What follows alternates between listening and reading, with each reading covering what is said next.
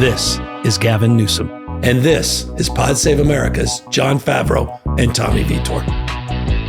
When did you guys become crooked, by the way? What the hell is that? We were always crooked. Seriously, man. I mean, was that a tell? Are you guys trying to tell? I mean, what were you trying to communicate? We named it in 2017 when we started. Yeah. And more people knew Pod Save America than crooked at first, but we thought crooked media, like it was 2017, so it was the height of Trump just won, resistance. He's calling everyone the crooked media and all that kind of stuff. We were taking it it was back. tongue in cheek. You were taking it back. You weren't just admitting to something. No. But then it's stuck, and now we don't know what's now it's just here. And so, I mean, but the point is the point. I mean, this thing is evolved from 2017 in ways that you can act in hindsight. Like, of course, we always knew this was our trajectory, our vision, but God. Did you have any, no bullshit, did you have any idea that this thing would be where it is today and you guys would be so multifaceted, not just with one podcast, multiple podcasts and books and tours, everything else? No. Absolutely not. Absolute luck and timing. Me and John Favreau and Lovett, we sat in John's kitchen and we bought like a website on medium.com. Mm-hmm. We tried a bunch of URLs. Medium, I love it. We couldn't get like crookedmedia.com. We couldn't get crooked.com for a long time.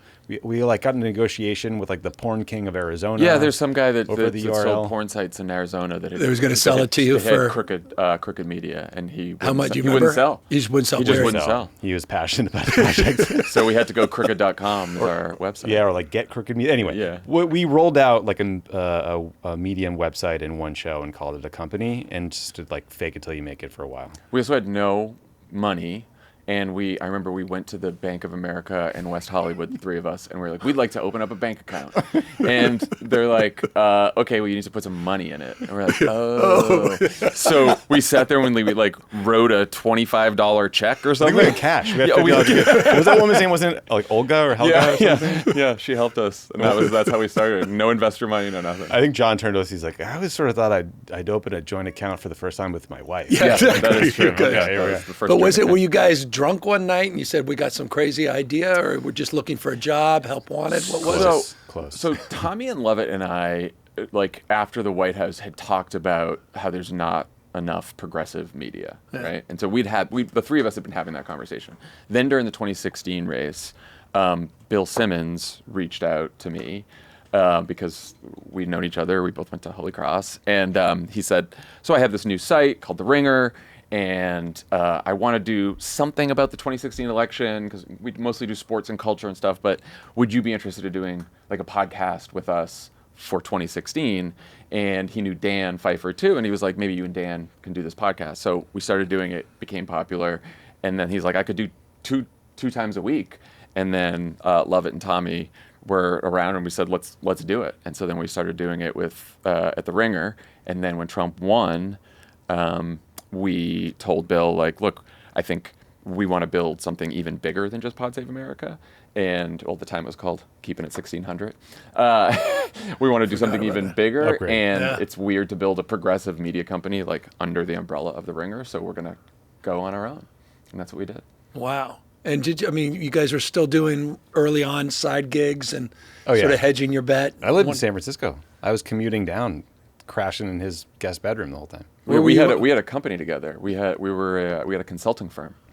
Consulting, full-fledged consulting. Fenway Strategies. We did speechwriting. Speechwriting. So there was speechwriting, of course, which is a good gig. But like but people in my life when look, going to your wife and saying, honey, I want to move to Los Angeles to start a podcast with my friends in my like late 30s, like that's a tough sell, you weren't man. 20. That's a tough sell. She wasn't totally surprised though. Not surprised, not sold. Wonderful person, supportive partner. I love her. We came along for the ride. That will be a good clip. We'll get that out. Yeah, thank you. Sure. So I think we may lead with that. Thank actually. you. Yes. It's nice. But yeah, I mean, I think, people I love desperately were like, cool, but you got like a fallback, right? We do.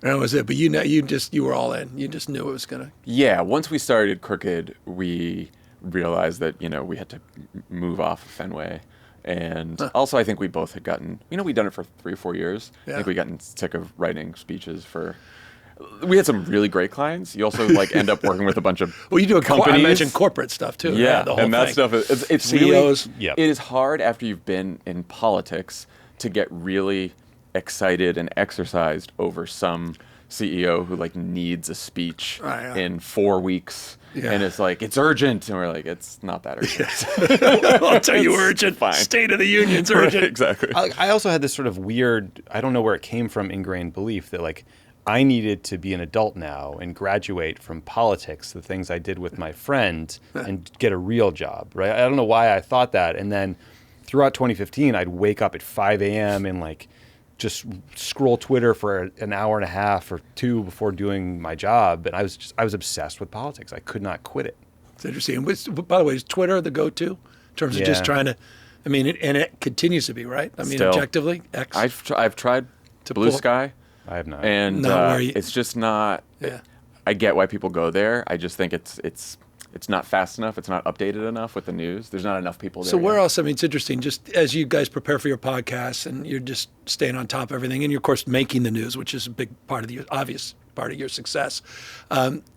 Where else? What is your media habit? Are you cable folks, or you go home, turn on Rachel Maddow on Monday, and wonder when she's coming back Tuesday through Friday, or or what? I mean, honestly, what's? I never do cable anymore. I wake up, I read Playbook, I read Axios AM, and then I immediately go to the company Slack, and people are putting news stories in the Slack, and then I'm looking on Twitter, and I try to have about an hour of just reading the news and catching up on everything. First thing in the morning. Go to the New York Times, go to the Washington Post, Politico, and then after I do that, then I try to do other things, but I am constantly scrolling and getting back into the Is that the menu for you? Similar? I similar stuff, but I'm a sicko like you. Like we only have Fox on in our office because we kind of like the conservative perspective. But then I like to listen. By the way, I just walked in and it said Newsom swearing like a drunken sailor with Shawn Ryan. Shawn Ryan, literally, that's the Chiron. Turns like out a drunken sailor. You make a lot of appearances on Fox. We do now. The more you watch it, you become a character, and you're like, oh, it is a character. But you indulge. You're watching. Yeah, I listen to I try to listen to Tucker, especially around the Iran stuff. I listen to a lot of Bannon. I dabbled in some InfoWars recently. You're doing InfoWars. Yeah, I mean, you just can't quit. I think it's really even after the bankruptcy.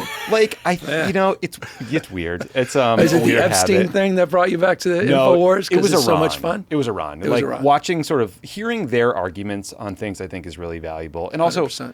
there's people who you see only clips of, and you kind of you caricature them or decide that they're stupid or useless. And then if you see them in their kind of home environment, you realize oh, these are dangerous people. I love that. And by the way, I could not agree with you more on that in terms of observations. One of the reasons when I started this podcast, we had those guys on. We had Bannon on, we had Kirk on, because I don't think people were taking them as seriously as they should be taking them. But when you guys look at that universe, particularly from the conservative or even conspiratorial conservative side, who are the folks that would be in that category as folks that are weapons for that grievance, that are folks that we should pay a little bit more attention to? I mean, do you still count Alex Jones in that space, or is it more the Bannon types? Tucker and Bannon are kind of the most. They're just really good at what they do. Oh. But I think they have the most cohesive ideology too. And they're just Tucker Carlson's I don't agree with him on almost anything, but he's very talented at what he does, and he brings in I listened to his entire interview with Shawn Ryan before I listened to you on Shawn's show, because initially Tucker was saying some things about Trump, and Shawn was saying some things about Trump being corrupt, and I was like, ooh, this is damaging to Trump, this is good. But then I got sucked in, because Shawn Ryan's a Navy SEAL who became a CIA contractor, who became a drug runner for cartels in Medellin. I'm like, this is the most interesting fucking guy I've ever heard in my life. By the way, you go in his studio, and if you didn't think that was interesting, you just look at all the memorabilia he has in the stories. There's a hinge, and he explains what that hinge did and what it represented, and there's machetes, and there's all kinds of other things. You got a gun out of it, huh? And I even got to, by the way, for the record, for the 10 reporters that have already called, have you registered it? First of all, I haven't received it yet. Have you reported it as a gift? I haven't yet received the invoice yet. All of that will be taken care of, just for the record. You didn't leave for 15 hours or something? Yeah, don't you got, what are yours are 4-hour interviews, right? 4 hours. Did you not? Can you believe 4 hours? Did you pee during this? We had one quick break. Okay. By the way, I got to say about that guy, it's a hell of a resume. There's a decency to him. Oh, he seemed great. Actually. Meaning he's he talks about his family. For me, the character is about, I want to talk about your kids, talk about your wife. Yeah. A sense of community contribution. He's a good human being. And he created a sort of safe environment where, that's where, how else are you going to spend 4 damn hours going back and forth? I haven't had a 4-hour conversation with my wife, my closest friends, my parents, in as long as I can remember, like 4 hours. All right, so well, this is only scheduled for 3. So I admit I missed the mark as well. Yeah. I don't know Shawn Ryan's politics. I did come away just feeling like he really wanted to connect with you as a human being, and he seemed curious, and I really respected that. There was one very funny moment in the interview where you're doing this thoughtful answer about masculinity in politics, and you sort of do this long thing, and Shawn goes, "Do you know what the #1 most searched porn term?" I laughed so Incest. hard. I laughed out loud. I texted your staff when I got that, and I was like, "Wow, didn't realize incest porn was going to come up at hour 2:30." Hey guys, legit, you listened. I mean, that was that was way deep in. I thought he asked me. Well, now we're going to get into the condom conversation too. Did you sign funny. the condom You bill? were very funny during the condom one because I could hear, I could see the wheels turning in your mind because he was like, "Did you have anything to do with the condom law?" And I was like, and you're thinking is he for it? Is he against it? I can't tell. And Plus, you're like, I do 2,000 bills a year. I mean, it's been 7 years. I mean, I may have done something. Should I feel guilty? Am I proud of it? I don't know. And then he was like, "No, I think porn is really bad for our kids." And I was like, "Oh," you're like, "Okay, that's where got it. he's on that side of it." Okay, that's fine. You. No, but it's so what look, it goes to what you guys were trying to solve for back in 2017. That the right at the time, it wasn't even the big podcast, was probably, or was it not dominantly right-wing radio, right? That you were kind of up against, and some emerging who were there? Who was sort of the dominant right-wing podcaster in 2017, 18, or were there any that would really stand out? Do you recall? It's funny. I don't think it was a big deal back then. I'm sure the Ben Shapiro kind of emerged around that time. Daily Wire time. Daily Caller, Daily Wire. I don't know the dates in my head. Right.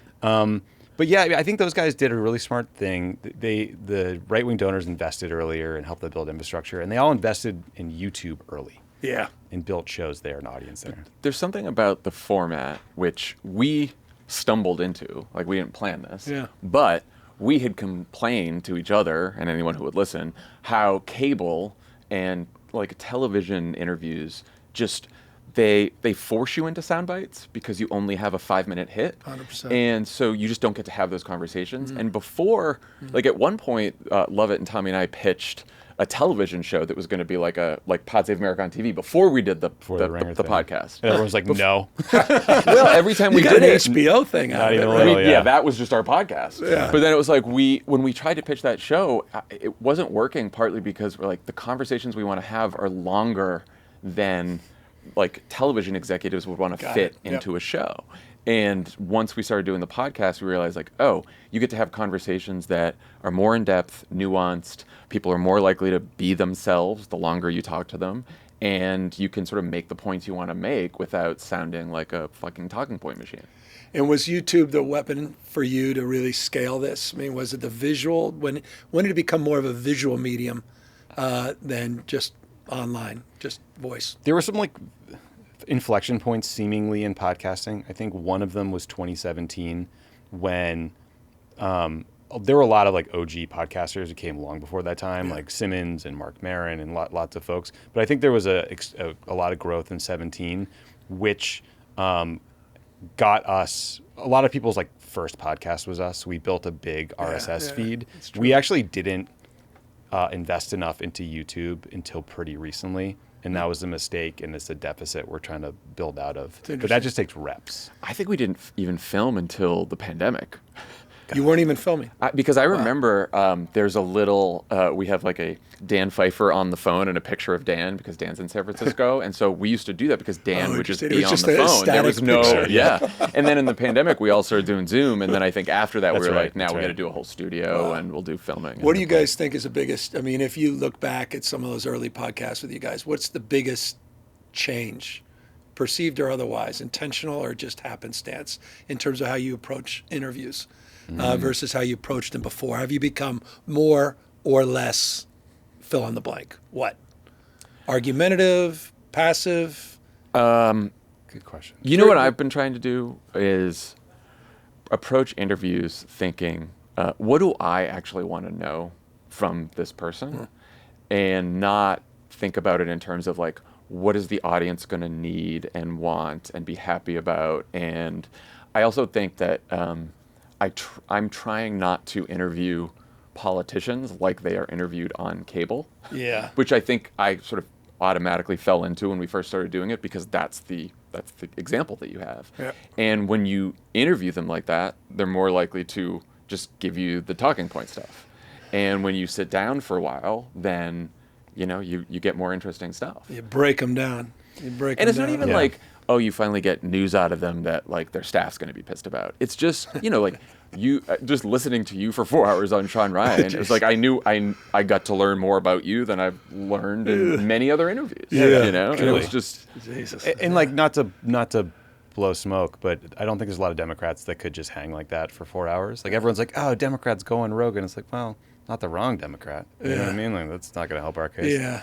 But yeah, I think to the question about Rogan came on that podcast too from that first question, which is Yeah, the he last did. thing I was expecting. that was Yeah. We have a high heat. audience question. First one. I'm like, whoa, okay. I got a gun, and then I got a gun. vaccine question. The vaccine question. With Rogan, anyway. But rocky start. No, I do have a bone to pick with you though, because when you launched 4 hours, you got more than a bone. I mean, I got an entire skeleton. when you launched this show, I had been I've been in talks with Steve Bannon because I was trying to book him. And my strategy with this was try to get Steve on. I do think he's interesting, and I was kind of hoping to drive a wedge between the kind of populist wing and the Elon wing of the party, because they were just starting At the time, to fight. It was fun, right? And then you had him on, and I was just like, well, shit.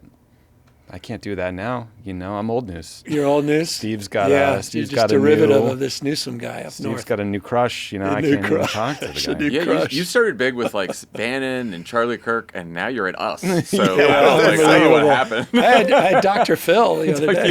That's good. That's good. Even Newt Gingrich, who helped That's run wild. my Yeah. recall. You need filler guests every once in a Yeah, while. no, so filler that's guests. us. But back to that, just, when you talk about that, it's serious. You guys, you've sort of raised the bar, your own expectation, your own excellence. How do you, how important are guests to you guys versus just staying current on the news and providing an insight that may not be offered anywhere else because of your own experience?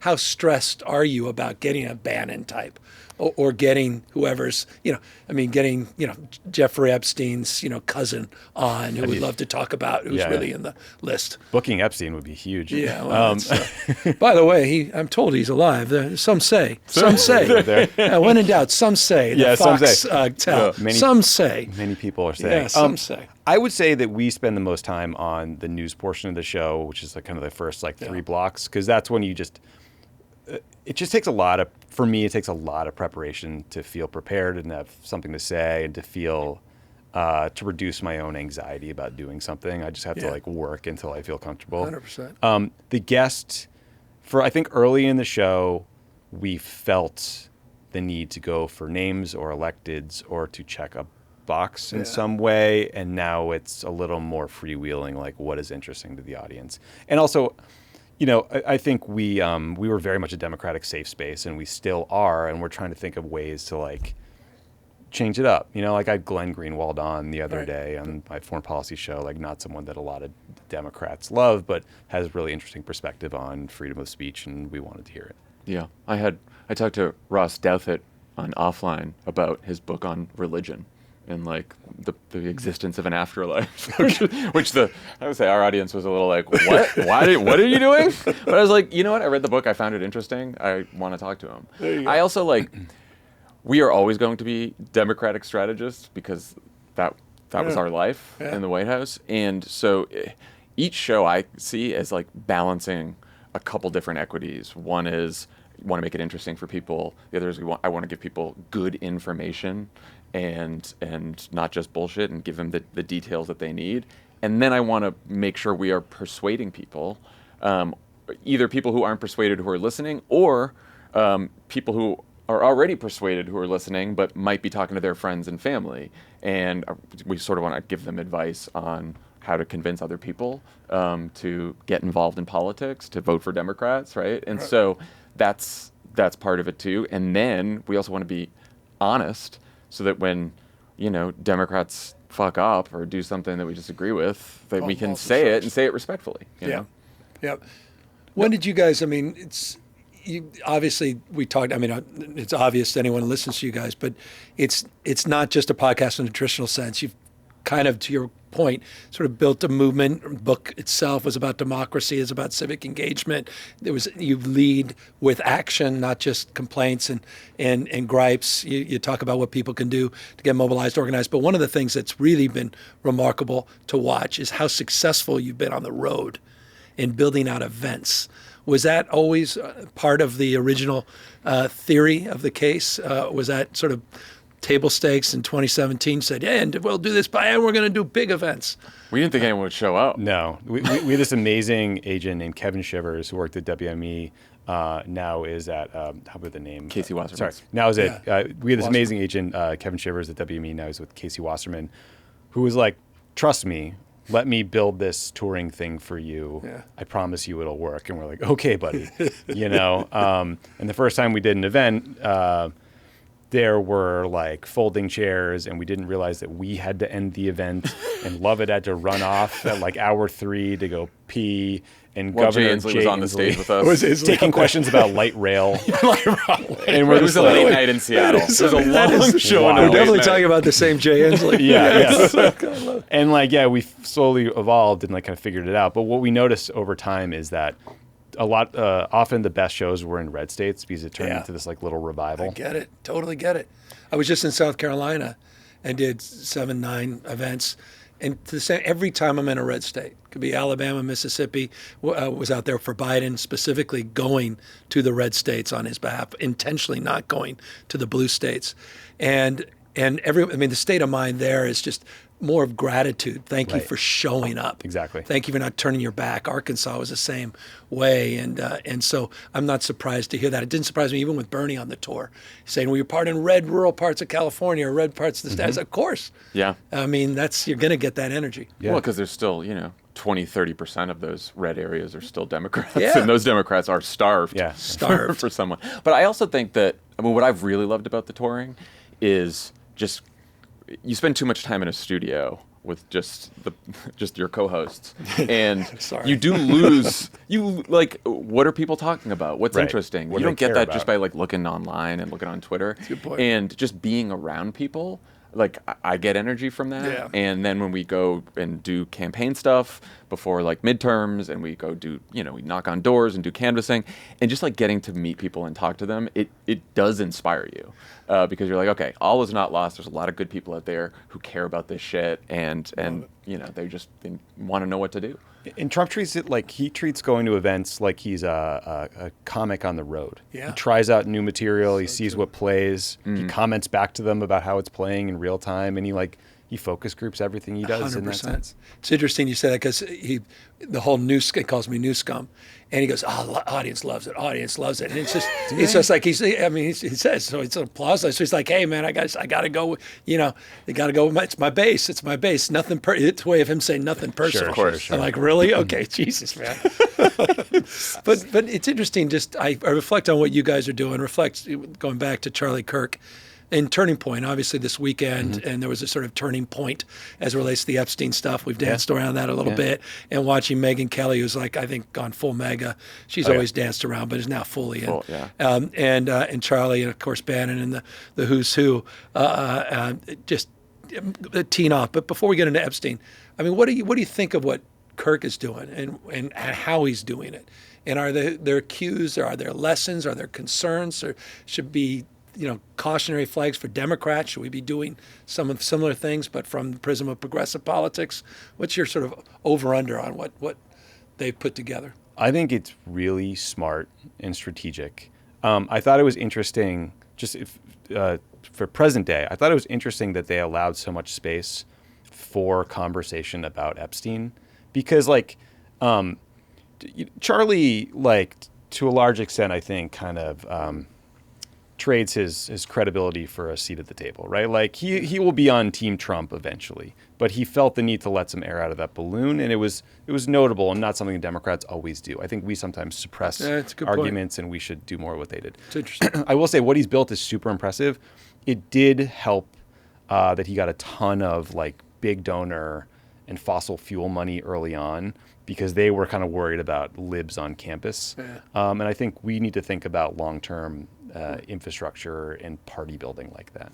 I mean, one thing that Charlie Kirk also did that was probably smart is he goes to these campuses and finds libs to debate. Yep. Yeah. And is not afraid to debate. Yeah. And I think there's enough of us now sort of turning the corner on that in the Democratic Party, but for a long time it was, don't go on Fox, there's no use in debating these people.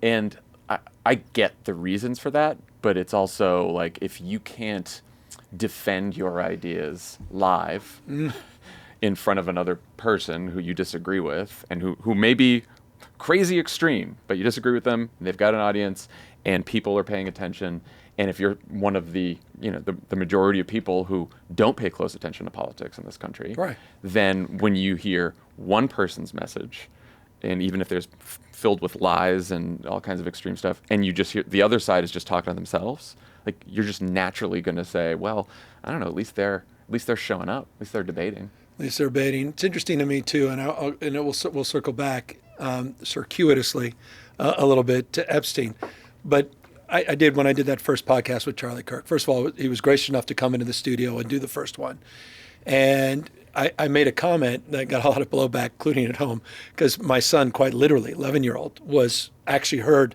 the night before and woke me up early. Say, are you seriously meeting with Charlie Kirk? I'm not going to school. You're taking me with you. I'm like, I thought it was a joke the night before. I thought he was just playing with me. But it's on his, he doesn't have we don't have a phone. He doesn't have any TikTok. It's just the YouTube that's on his school tablet. And it was wired in this space, and here's where I'm going. A space where I started knowing, he starts talking to me about Jordan Peterson. He says, hey, Dad, I don't know, Andrew Tate, I think they were misrepresenting, they're not as bad as you think. Andrew Tate's coming to California. He just said something bad about you. You're going to respond, he's got, and I'm like, what? 11-year-old? Yes. Wow. How do you know about Andrew Tate? What's this Jordan Peterson stuff? And how do you know about Charlie Kirk? And I started talking to his friends, the same thing. And he started getting it through frankly, just game stuff. He wanted to watch YouTube games. Mm-hmm. He started, he's 11, now he's older, but he's 12. But he's trying to get in shape now, and so it's like body stuff. And this whole, quote unquote, it's overused or misused or even mislabeled, but this manosphere. There's sort of space, which then gets to Epstein. Gets to these conspiracies, gets to these darker Pizzagate places, and gets to where we are today in our politics. And you guys, you've been part of this ecosystem broadly defined, but what do you make of these subcultures and how serious those algorithms are and what that means to our body politic? I think they're really serious. I mean, like, there's schools and school districts, and I think the UK and Australia, that developed entire curriculums to combat Andrew Tate. Like, it's a real crisis in a lot of places. He's incredibly, what was it, 2018 or 2019 is the most Googled person in the world or something like that, right? Yeah. So it's real dangerous. I do think one thing someone pointed out to me that really stuck with me is a lot of the kind of pipeline to conservative influencer spaces are through self-improvement. It's like dating advice, crypto get rich, how to get jacked. Yeah. And we're like, there's not that wellness. Yeah. I know you talked a lot about RFK and sort of your relationship with him. And, I that's the thing I hear more than anything else from people in California. And also, my wife and I had a bunch of fertility challenges. And then now we have small kids. So there's sort of a pregnancy or small kid algorithmic poll, right? That gets you lots of stuff that takes you to anti-vax or takes you to Jordan Peterson saying, women are objects, right? And it's incredibly dangerous, I think. Two big trends. One is there's a crisis of trust in this country, and there's, we're probably distrust in almost every institution, government, media, business, and some of that is just the actual, economic statistics, right? And there's inequality, and there's a whole bunch of other things around that. And then there is a a crisis in masculinity. And I think I'm actually interviewing Ruth Whitman for Offline tomorrow, who wrote Boy Mom. And my wife was reading Boy Mom first, and then I read it. And her whole point is that, like, she doesn't want to call it toxic masculinity anymore. Right. She says No, it's right. impossible masculinity because it's a standard that it's impossible for boys to live up to now. Yeah. Because you're either funneled into, like, you've got to be super tough and alpha and get strong, or if you go, but also you're supposed to be tender and you're supposed to be emotionally available to women. But if you do that, then you're not masculine, right? Yeah. And so you like these boys are growing up stuck in between, and they're becoming lonely. Yep. And they have less confidence in themselves, and they have less confidence in trying to, talk to girls. And it's easier to stay home and be online by yourself because there's less friction. When you don't have to actually build relationships and go through the awkward phases of conversation and making a connection with someone, you can just be home, talk to people online, watch porn online, and like be lonely. And it's hurting a lot of young men. It seems to have hurt our party too, because it's been politicized and weaponized a bit against us. Trump seemed to be very in tune and in touch with, and back to this notion of manosphere, but around the issue of masculinity and that sort of pushback against quote unquote toxic masculinity, and how that was used as a weapon to sort of tear down men. Understandably coming out of Me Too and everything else. But where do you see our party, the Democratic Party? Because you see these trend lines, they're now becoming headlines. It's suicide rates that are off the charts. It's educational attainment where women are dominating over men. The crisis of, not just loneliness, but deaths of despair, overdose rates. I mean, in every category, boys and men are struggling. Where do you see the Democratic Party in relationship to that conversation? It doesn't seem to me an easy conversation for a lot of Democrats because they still see men in disproportionate positions of power and influence, men still getting paid more than women. And until that's equalized, they may not necessarily want to have the conversation about what's lying underneath. Yeah, I mean, I think was it Theo Vaughn or somebody talking about this, who's a comedian sort of in the so-called manosphere. Yep. We need a better term for it, right? He's like a very popular comedian and podcaster who was talking maybe with Bernie about the way he and some friends of his community sort of reacted to being told they had that male privilege or white privilege, and he felt like, well, I'm sort of like dead broke, so that may exist in the world, and it's not me. And I think it closed off a conversation rather than opening it, right? So there's a part of it that's like just messaging and how you talk about these things.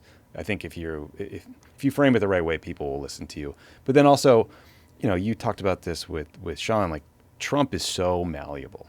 Like he's for the thing that's happening, right? So he was against crypto, and then if you read the New York Times, they had a big piece on how he was lobbied. A bunch of them came to him and were like, we can make you a shitload of money and get you a ton of contributions for a super PAC or whatever. Yeah. And he was like, sign me up, right? And that is, making him hundreds of millions of dollars, if not billions of dollars. Yeah. But also there's a lot of men who think of crypto as an opportunity to catch back up in an economy where they feel left behind by economic inequality and all the things that are bad about capitalism.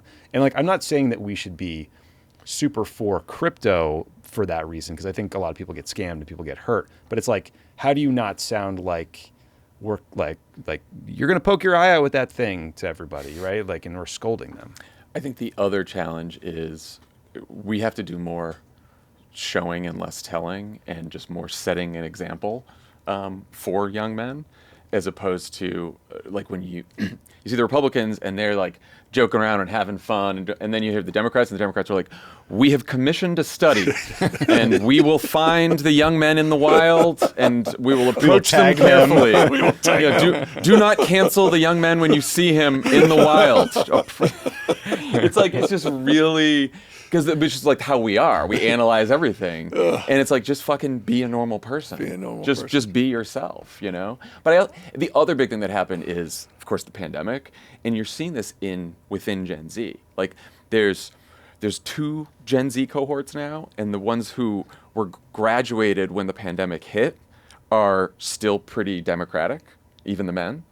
And the ones who were in high school or in college when the pandemic hit, the gap between how the men voted and the women voted is the biggest of any generation, any other generation. And and I don't know. I mean, I'm hoping, because I have a 5-year-old and a almost 2-year-old, and I'm hoping that now that we have a generation below them that didn't grow up in the middle of the pandemic, that it could be a little bit better. But that's still a whole generation of kids who dealt with the pandemic, who I think are, and we don't talk about it. I mean, you were talking, we don't talk about it because no one wants to. No one wants to. Because it's a little PTSD, and no one wants to go back to that. But that really fucked people up, especially in your formative years. How did you guys deal with being at home? You're the governor of a state, and you have 4 kids. Well, I only had 4 kids. I had 400 protesters and drones overhead, and people with bullhorns waking the kids up at night. So that was an extra wrinkle. It's a little extra wrinkle. I mean, I had little Dutchie who didn't know any better with his Nerf guns going up there and acting like he's a little member of the military and hiding out and looking at people. And I'm like, brother, you're actually going to get shot because someone's going to believe that's a gun. Right. Trying to explain that to a 6, 7-year-old. Oh, my God. And having ways of getting out of the house where we had to sneak out the back for it seemed like a couple of years. And it ended up with my oldest daughter being homeschooled because of what was happening in the class when we did come back, and just getting bullied and hit. So, I mean, it is, look, I mean, I think the biggest, I think we have an obligation. We have an obligation to have an honest, thoughtful, reflective analysis, not least of which from a policy perspective, but we have to for our own sanity in terms of our own person. The trauma everybody went through, and we're all suppressing that. And people are acting like, oh, yeah, well, that's fine. I don't want to talk about it. No, yeah, what? It's good. Okay, yeah, learn a lot. I mean, just what? Who? Yeah, no, good. It's good. Yeah. And so, I mean, it's just people went through, I mean, it was social unrest. It wasn't just a pandemic. It was everything happened on the streets and sidewalks. You talk about the National Guard. I had the 2nd largest deployment in U.S. history during that time of social unrest after George Floyd here in California. And then obviously all the supply chain issues and the inflationary scars and wars, and now Trump again. I mean, it's been a hell of a time. So we got to unpack all that. But look, I want to unpack just a few other things with you guys as I've got your time. As we figure out these algorithms, as we figure out how we're all living together, but online, but feeling more and more isolated, alone. But I need to understand, was Trump on the Epstein list or not? I need to know from the two of you. Was Trump on the damn list? I think he is worried that he is somewhere in the files. So, like, I don't even know if there's a list. Like, I'm willing to believe that there's just no list. Okay. But there's clearly tons and tons of documents that the DOJ has. And he is now, because he's gone through a criminal trial and been charged a couple other times, he knows, and ran the Justice Department once before, he knows that there are plenty of court filings and documents that have all kinds of information in it. And, you know, the standard to put something in an indictment is obviously not the same. So I'm sure he is concerned that, yeah, maybe he's not on a list as a client, whatever, but he's somewhere in there, and it could be embarrassing. And so he told Pam Bondi, "Do not release stifle this." That I don't know. Yeah, well, I don't know. You think Pam Bondi, independent? How in the hell do you not know that? You seriously think Pam decided on her own as an independent source for the AG? Mr. President, I just want to let you know, here's my decision. I won't be reduced to eliminating or providing this file. Give me a damn break. Come on, man. My theory on this has always been the conspiracy is hiding in plain sight. This guy was a rich, powerful creep with rich, powerful friends, and he used those associations to get this sweetheart deal from Alex Acosta, who was then the U.S. Attorney in Florida, became the Secretary of Labor. That included a non-prosecution agreement. Secretary of Labor under Donald Trump. Under Donald Trump. I'm just saying. With Pam Bondi as the AG of Florida, I'm now getting down my own rabbit hole. I'm just saying. That's a thread. But so now, but you're right. Like, look, I'm like not I'm very not conspiracy minded because having worked in government, you see that, like... Well, you were suppressing all the UFOs. Yeah, that. And also, you guys had to write speeches suppressing that. Tommy also did Benghazi. I did Benghazi. Benghazi. But also, no one can keep a secret. You know what I mean? Like, no one... We could fuck up a one-car parade in the U.S. government at times. Like, there's no way you can, you kept a secret about chemtrails. Why have you done that for all these years? Well, but to your point, like, there was a document that came out this week because of a House investigation into the JFK assassination, where we learned that the CIA has been lying about having an agent in South Florida who was like running this group of anti-Castro students. They've been lying about it for 60 years. They lied about it to the Warren Commission. They lied about it to the House Investigative Committee. They lied it in the 90s to a committee on assassinations. And you see stuff like that. And you're like, and also they named the dude who was running those guys in Florida to be the congressional liaison to stifle the investigation in the 70s. And you're like, okay.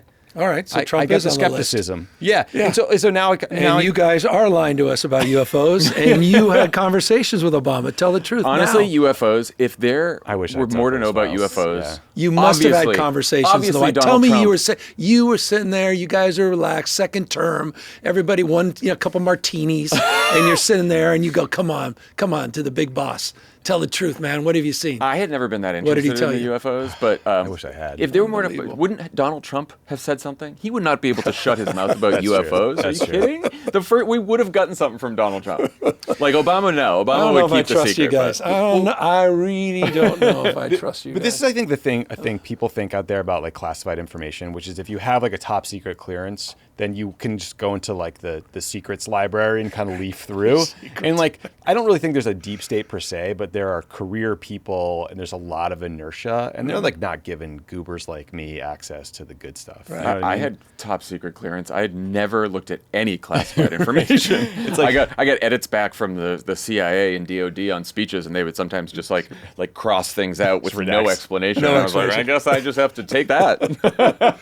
What'd they cross out? Go. Tell us. That's why I remember I was like, need this to isn't know. anything. This That's is your book. I'm I not like want only revealing those ops things. here. Like, what is happening? Well, and the cool thing that would happen was there would be a No, crisis. we just do that on Signal accounts. Right, yeah, exactly. Sorry. Yeah, right. And then in a crisis, like something would happen, and you'd go to a meeting, and they'd be like, "We know this, this, and this through this means," and you're like, "Holy shit! Like we could do some stuff." So that's how it would kind of come out.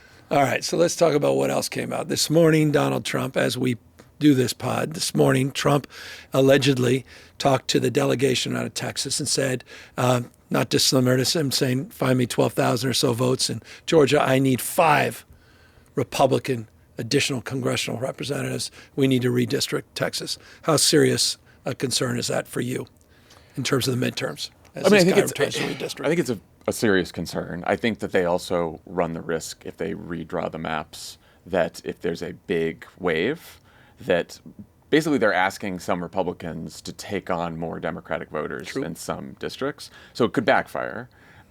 It's crazy that they're, and the way Trump talked about it when he was asked today, he was like, yeah, it's just picking up 5 seats. I'm just picking up 5 seats, like he's just grabbing groceries at the He's store. Colin Raffensperger. Yeah, right. And then he also said, he's like, in 5 some seats. other red states, maybe we'll do some in other red states too. Well, maybe we'll do it here in California as well. Well, I was going to ask you about that because Challenges this little constitutional problem we've that's got. what I was going to ask. Yeah, no, it's so it's what do you have to? Like, Well, I I know mean, you have a big majority in the legislature. there's there, but what do you creative do about an ideas. We amendment? have ideas. I mean, the fact is, let me ask you this.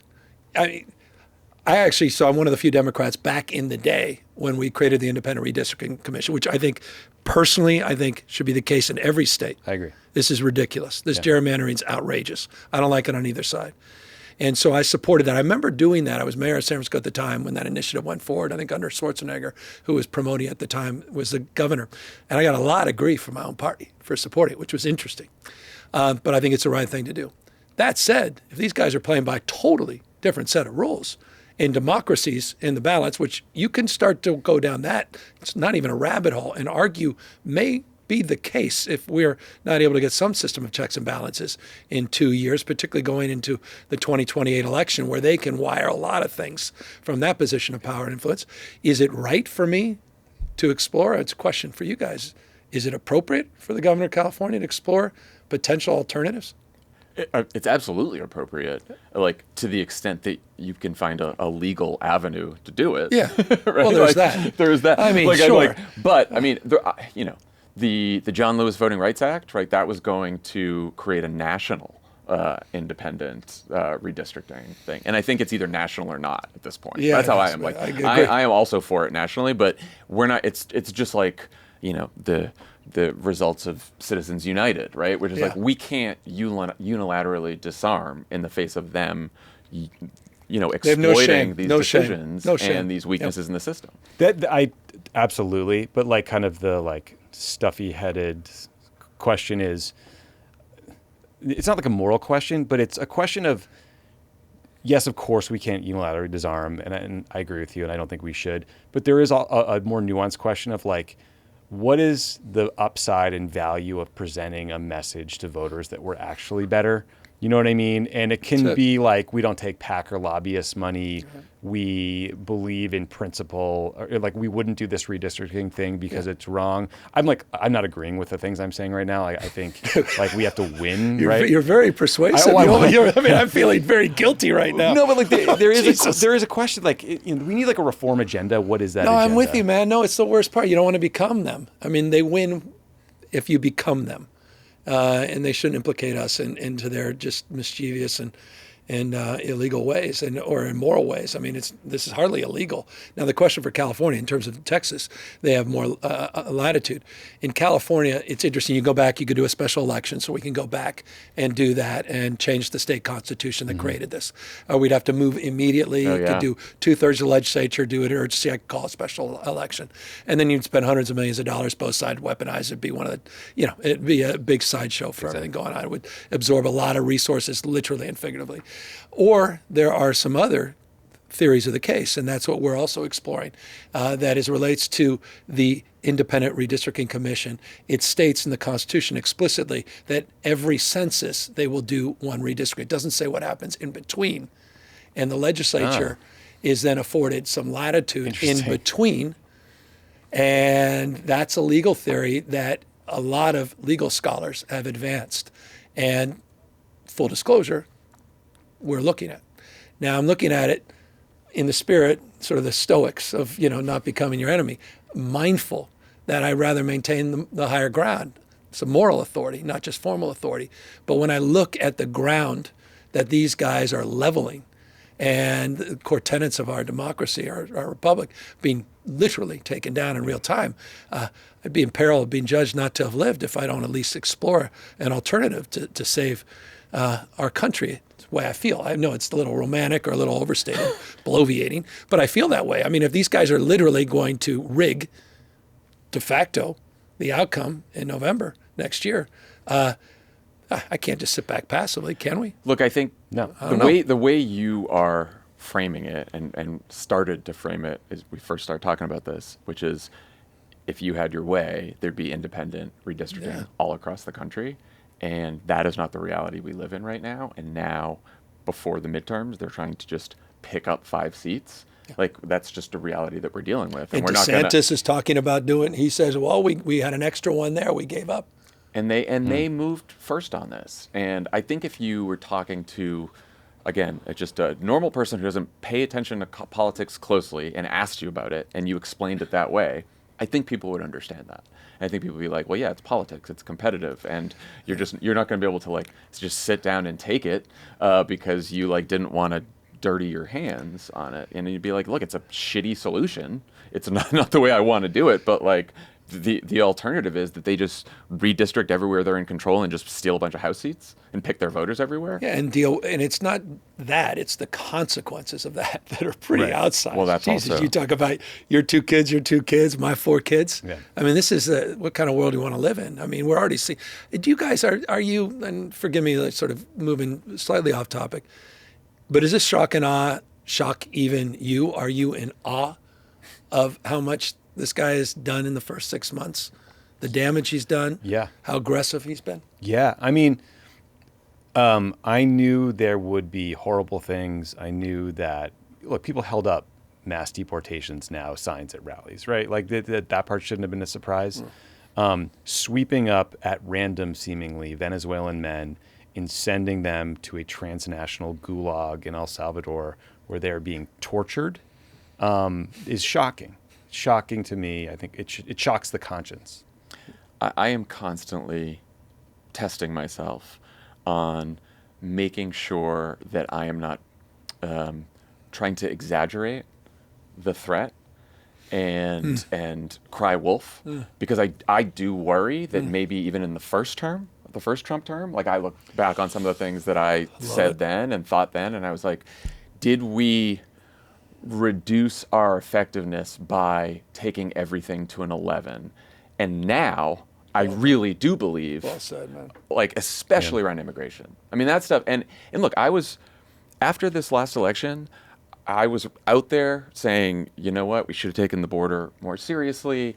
And look, we're Obama people from immigration. When Obama would say, we're a nation of laws and a nation of immigrants, and we're going to do deportations, but we're going to try to prioritize recent arrivals, criminals, people with records, and then we're going to try to do something for the people who've been here for decades and are working. And you have to get in line, learn English, pay a fee, all that background check, right? All that. And I'm like, that. I think that's where most Americans still are, and the party got away from that. So I was very, but once he took office and he started doing what he's doing, like it is worse than anything I ever thought. That sending them to the third countries, especially some of these third countries that are just fucking like, you know, war torn, and picking up citizens, picking up you know, people with legal status. Yeah, it's really based on their skin color. Really scary. Or if they're nearby a Home Depot, or they are standing adjacent to a day laborer or at a car wash. I think, you know, it's just, I just sort of fascinating, because as we stand here today, just back to just sort of this normalization, there are 5,000 U.S. military in the streets that have been deployed by the President of the United States. He hasn't deployed in this first term. He didn't deploy any troops, ground troops, anywhere in the world.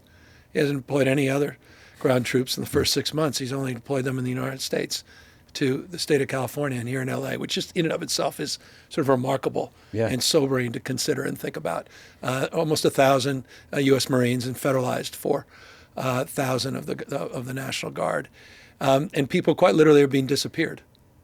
And it's not an exaggeration. I mean, I was with a 16-year-old kid. Mom and dad disappeared. He didn't even know how to get back in his house. He has no brothers and sisters. You know, barely learning how to do his laundry. They just disappeared. 20 plus years going in the same fields in Oaknard, and disappeared. No contact, no consideration for this kid who was born in Ventura County and was still in school while a raid occurred. It's and how the hell the other party. I think it was one thing for Trump to advance this. It's another to see Speaker Johnson and these goddamn guys just completely complicit at this moment. You know, and as he's sitting here quoting Bible verses, and it's getting it's getting worse. It's going to get worse, because they are not getting the 3,000 arrests a day that they want, and they are also, you know, today, like I saw news that the IRS is going to turn over, you know, a lot of information so that they can figure out who's undocumented, and they're trying to take all the state databases. It's crazy. I mean, all of they're coming. And can you imagine every state that people, you know, with the confidence the state would never turn it over? Of course, we don't want to, now being compelled to turn over. So they're going to start cross-referencing all of that. But the other challenge I worry about too is, like, they do this partly because they really want to get rid of all the undocumented immigrants in this country, and maybe legal immigrants too.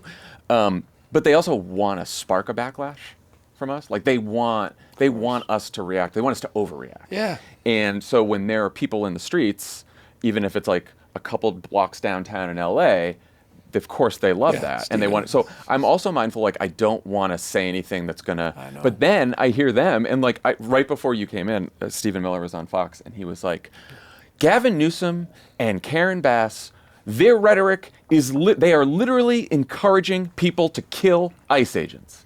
And Will Cain on Fox is just like, oh, you know, sure. And I'm like, that is insane to say. That is an insane thing to say. It's insane. It's disgraceful. Like, quite the goddamn contrary. Just that's a dangerous. I have empathy for these damn. I mean, come on. I've got these. I just think about our National Guard. We had 30, almost 3,000 of these guys that were in your backyard, man, in L.A. And there people were coming up. The biggest problem we were having was so many people coming up doing selfies, thanking them for the help during the fires and after the fires, and doing the traffic management. These are the same kids that now are being told to put masks on. These are police officers and firefighters. They literally are being taken off the streets. They're paramedics. They're teachers that are supposed to be teaching summer school, and they're being used as pawns. So, I mean, Stephen Miller, I care about those kids. You don't. You're using them as pawns. That's right. You're using the military as damn pawns. And that's why I know you get this better than anyone, but like it's so. I heard it in your conversation with Shawn Ryan, because he's like, I saw the clips on X and it looked like hell, and those Waymos, and like, just explain to people the disconnect from what they saw on social media and the reality of living in Los Angeles. Like, first of all, this city is so scarred from those fires that were 6 months ago, and they were absolutely terrifying. Just imagine here, listener, you're going to bed, you have two little kids, and you're like, is my house going to burn? Am I going to be able to drive out of here? Like, those are the thoughts people were having, right? So 6 months, whatever, a few months later, these communities in Los Angeles, mostly Latino communities, immigrant communities, are being terrorized by these ICE agents wearing masks, throwing people into unmarked cars, not wearing uniforms. And like, they're not getting criminals off the street. And my friends are like, oh, well, aren't there horrifying protests? No. It's like 3 blocks downtown. Yeah. It was completely manageable by the LAPD. Yes. They've taken care of bigger messes in We their had sleep. 1,600 CHP and LAPD. I mean, 1,600 surrounding a couple square blocks. I mean, it's Orwellian what these guys are putting out. And I've told people too, like this is why we also have to remember to, for the guard, for the police, even for some ICE agents too, right? Like, you can't make them the enemy. No, that's it. Because first of all, a lot of them Democrats probably don't want to need to be be careful there. about that. Very That's my careful. point. Yeah, Like, I mean, when we say abolish this or abolish that, I mean, we're still climbing out of the damn defund police stuff. I know. And even we've had some well-known Democrats defund ICE back in the day. I mean, just I hope that truly is what these guys want right now. And it's just so easy to be like, we need immigration enforcement in this country. Yes, We do, we right? do. We Of course don't we do. need a fucking secret police that answers to Stephen Miller. The largest private secret police in the world now, with the money that's coming in from this big, beautiful betrayal. Yeah. Wasn't there a California bill that said that they would have to not wear masks? So Is back that to going you anywhere? guys asked that very stubborn question about, well, what about the Constitution and the law on the issue of redistricting, the question of the Constitution and law as it relates to a state's right to enforce or determine the enforcement or demand a prescriptive act of a federal agent, meaning can we legally enforce the federal supremacy. rules around masking? And so it's an open-ended question. That said, there is not only a bill, it's being amended this week. It will be on my desk very shortly. And based upon how it reads, we're making a lot of amendments. But how could I not sign that? Just, if nothing else, to send a message. I mean, no identification, no warrants. I mean, I'm sitting there, I mean, how many states you got people running around concealed carry? Mm-hmm. I mean, if some masked person came up to me and tries to throw me in the back of a white van, Yeah. I mean, how in the hell are we not going to have some problems? Which has been happening, right? Like, Literally. there are people who've impersonated ICE officers who are trying to assault people, rob people. And it will only, that's going to get worse. And so it's not an unfair question. Like, I understand the doxing. They always go to these exceptions, and they try to prove that as a rule. So there's some balance. Anyway, we're just going to. There's obviously the way to solve for this. What Cory Booker and a few others. I think Padilla's got a bill with Booker to do it at the federal level. In the absence of that, states are going to have to try to push back and see what we can and test fate in the courts and see what the limits are. And by the way, we've had wild success in the courts. California's sued more than any other state. We're winning 80+%, or at least the preliminary injunctions, and winning some of the early decisions, as we did with the 122 lawsuits we had against Trump 1.0, won the vast majority. So the overreach of this administration still is next level of legendary, even though they're more sophisticated and more focused. Let me ask you guys this in closing. I was interesting to hear your former boss a couple of days ago at a fundraiser in New Jersey. And he said, Democrats need to step up. I know you guys have been talking about this. And we need to be more aggressive, more assertive. But he also implied, let's not look for the guy or gal on the white horse to come save the day in 2028. Let's get our shit together every day between now and then, and not lose sight of what's right in front of us. Give me your over-under on assessing your former boss's comments, the timing of them, the tonality. Yeah. You're on the spot. Don't give me the political answer. Don't be a politician here. And don't even be a pundit. Tell me personally, what's your sort of sense tonally of where the party is? As a leader of the party, Barack Obama made these comments. Obviously, they've been debated. They resonate with me. How do they resonate with you? I think that what's been heartening in the last few months is the way you've seen individuals step up.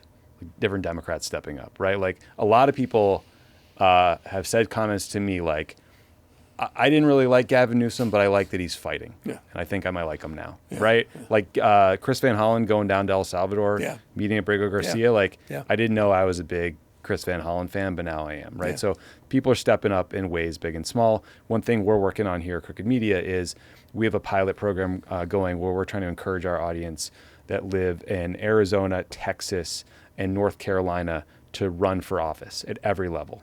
Dog catcher, like school board, everything, because we just don't want any race to go unopposed. I think we've got like 1,000 people who've tried to sign up so far. So we're just trying to like rally people, have people feel like they have agency and they can do something, especially in this moment.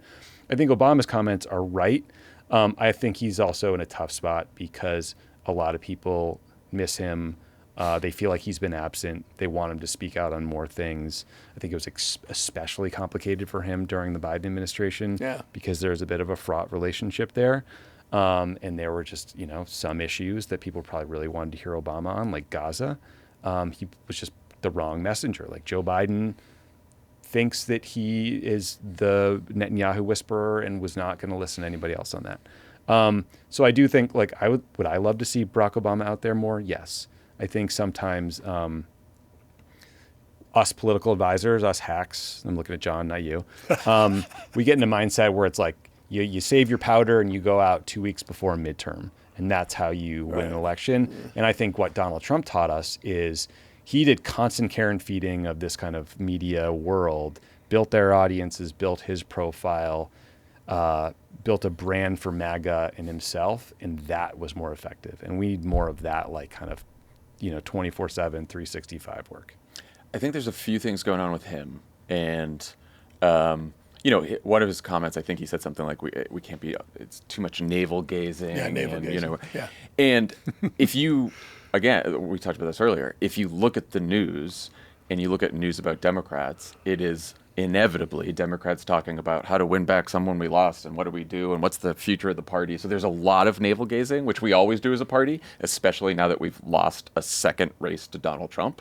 So I think people are not trusting, when I say people, I mean like Democratic politicians, a lot of them are not trusting their instincts anymore because you're like, how does Donald Trump won the presidency twice after an insurrection, you're right? Like, and so maybe nothing I believed about politics is right? So there's there's extra caution. And so I think he was talking about that. I know he is like extremely concerned about this. I also know that he believes that he has a very big presence and that when he's out there, that a lot of other people don't get oxygen, and he feels very strongly that he needs to make way for a new generation. I also think I was president for 8 years. I gave you this much of my life, and I can't keep doing this all the time. There's a little bit of that. Yeah. But I also know that when he gets out there, he winds up. Yeah, I worked with him around the convention, and that was like his first. He was back. He was doing the convention speech, and he was the more we worked on it, the more he got into it, and he was like, and now I'm psyched, and I'm ready for the speech. And this is great, and I want to hit the trail. So it's like he is still a political animal, but the longer you're out, I think the harder it is to get back in. And I do think there's plenty of space between Barack Obama being out there every day in Donald Trump's face, which I don't think is a good idea, and not doing much at all. I think there's a big space in between there, and I think he's just got to figure out how he's going to be the most useful, because that's how he thinks, right? It's not like, what about my brand, or what about this, or how can I actually be useful in moving the ball forward? What's actually going to be most effective coming from me? And because he's cerebral like that, and I think that's probably what he's trying to figure out.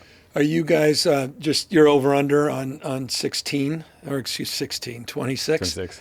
How, sitting here today, with all the big beautiful bill, smart, a lot of the provisions we're going to assert, but we can't prove the impacts necessarily on a lot of them. Some very much so, but some will be delayed intentionally.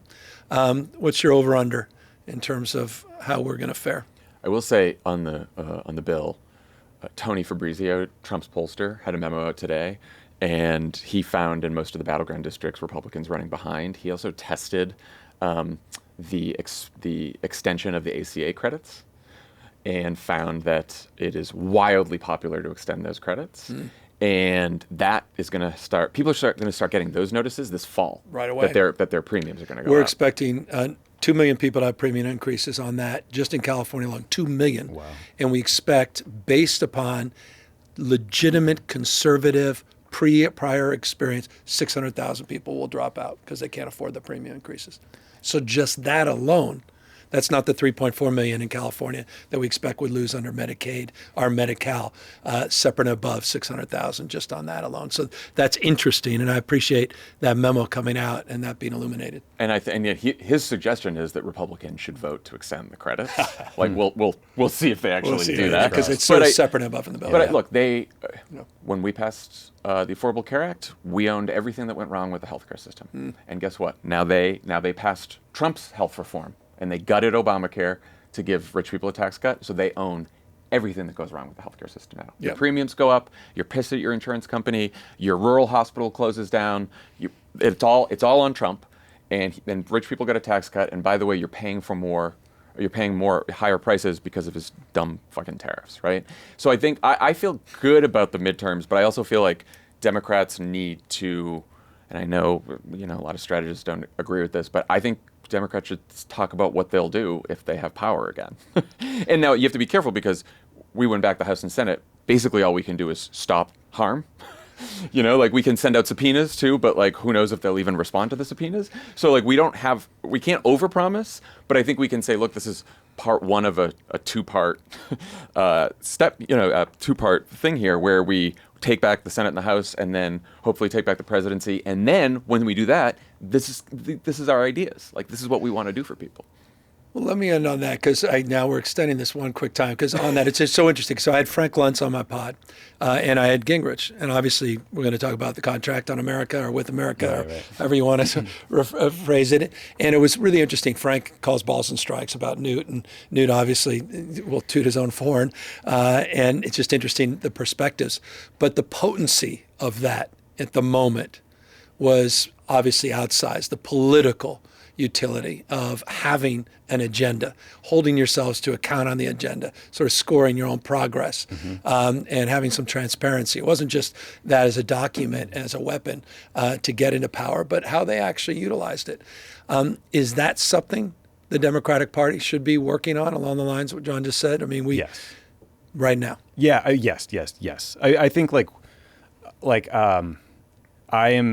I'm hopeful about 2026.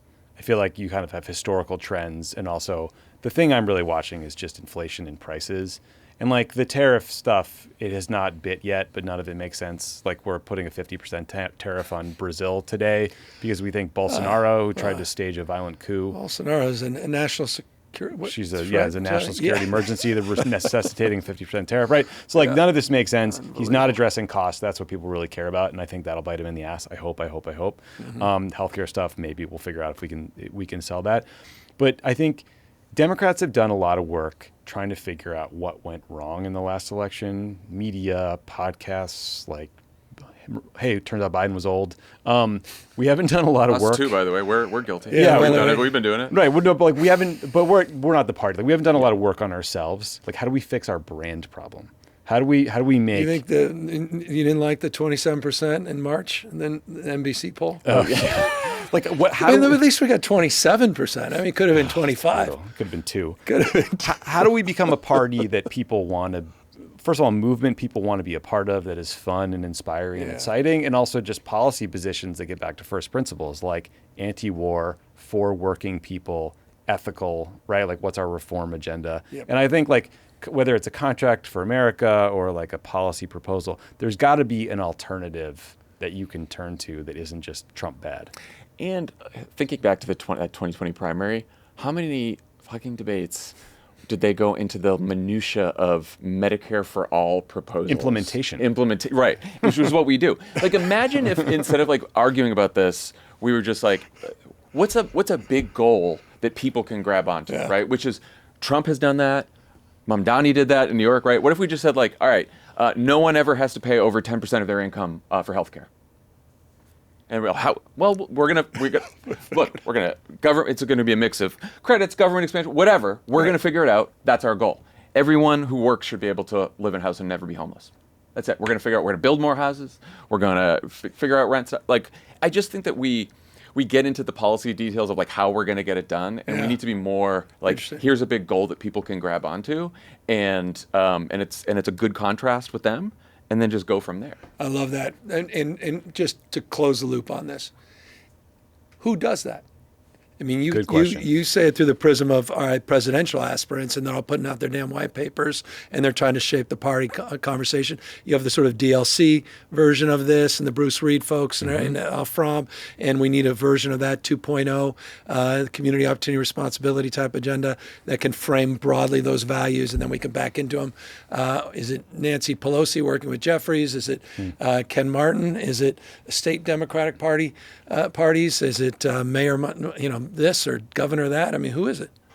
Look, I think California has always led the way, and should continue. Look at the way. You know what? For those listening, if you saw this son of a bitch's face, really, a smug face. Like what starts here in the California. future happens here first. Where America's coming attraction. So I say we are the laboratory. That's this. Well, you know what? On that, we will close.